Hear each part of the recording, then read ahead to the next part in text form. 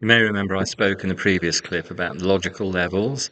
So purpose, identity, beliefs and values, we're pretty well set on those. That's all concrete.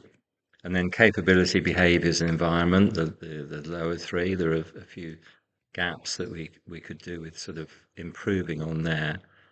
I mean, there's absolutely no doubt that the commitment and enthusiasm that everybody shows is outstanding. It's just incredible to see that and you you can feel it, you can almost touch it.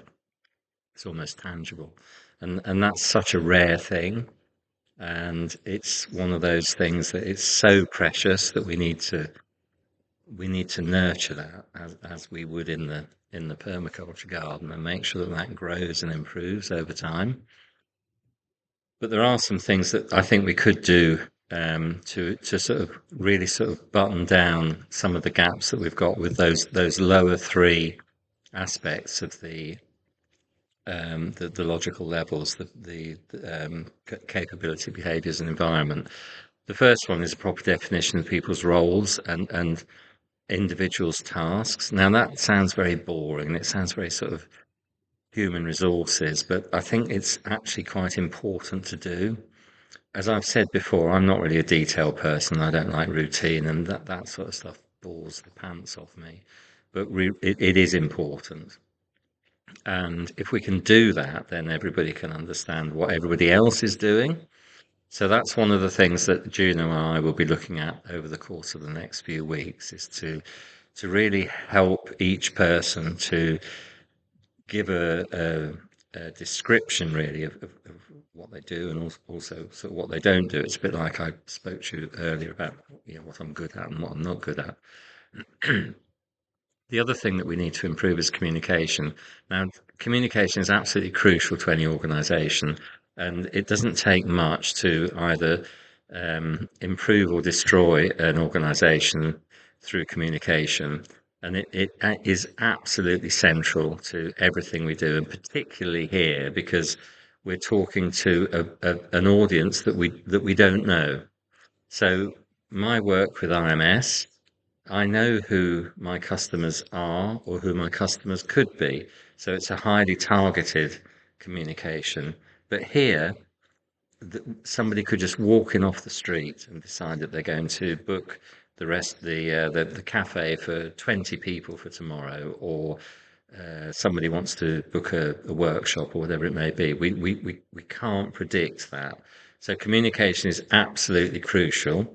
We need to improve communication both internally in terms of each person knowing what's happening, what's going to happen, how far in advance it's going to happen, things like that. And also, and this is absolutely important, externally, do people know that we're here? Do people know what we're doing?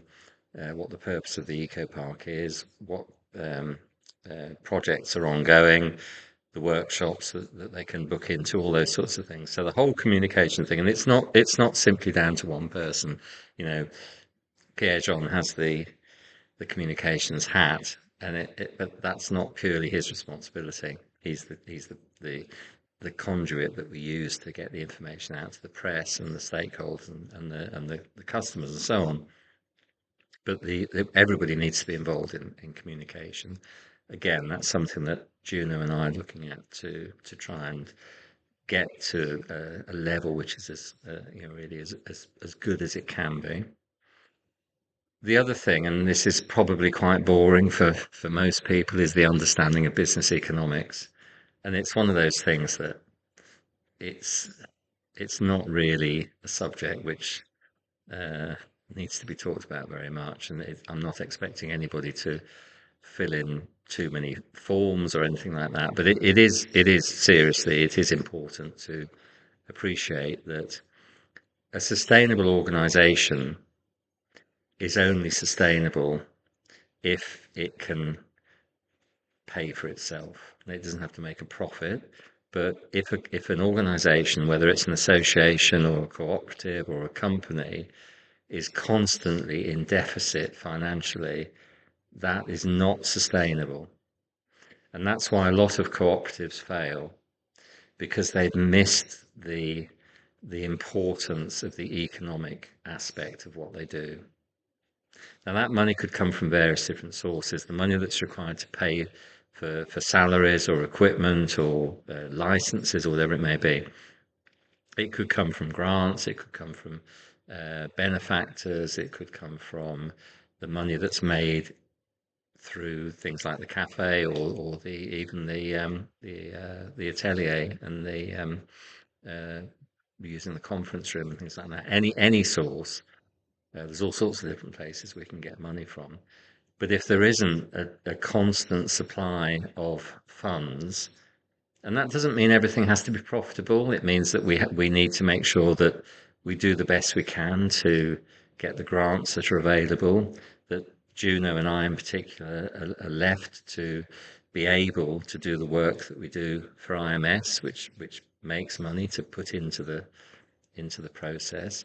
So provided the economics are sustainable, then the whole of the rest of the thing works really well.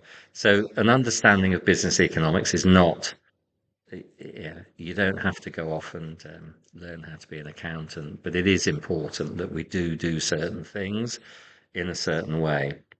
And one of the things that Juno and I are working on at the moment is to have a process in place so that we can make things easier for everybody. So, for example, a cash float, excuse me, so that you don't have to come and ask anybody to spend some money. If it looks like it needs to be spent, then spend it and then just sort it out at the end of the month. So you're not out of pocket. We don't have to get involved in a lot of administrative control unnecessarily. So things like that.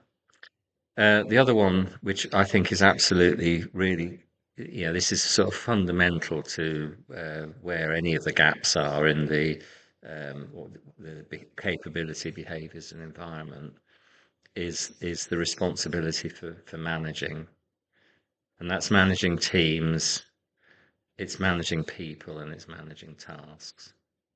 And without that management, it becomes it's a well-meaning but misguided organisation. So we need to really sort of work on that.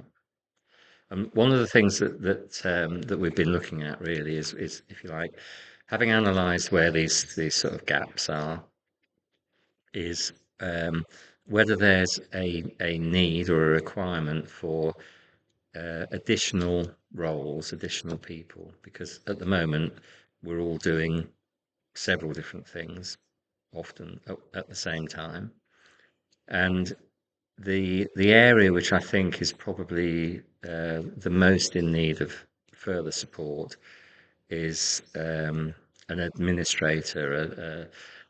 I wouldn't call them a secretary, but somebody that can actually organise maybe us or the calendars, just the administrative control of the whole site and the association itself.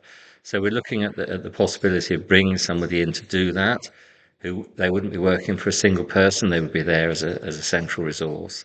And it would be useful if anybody who has any ideas about where these gaps are, because I'm just seeing it through my eyes, but if you can see an issue or a weakness or a fallibility, then we can work on that and put together a proper specification for somebody that can come in and do that work.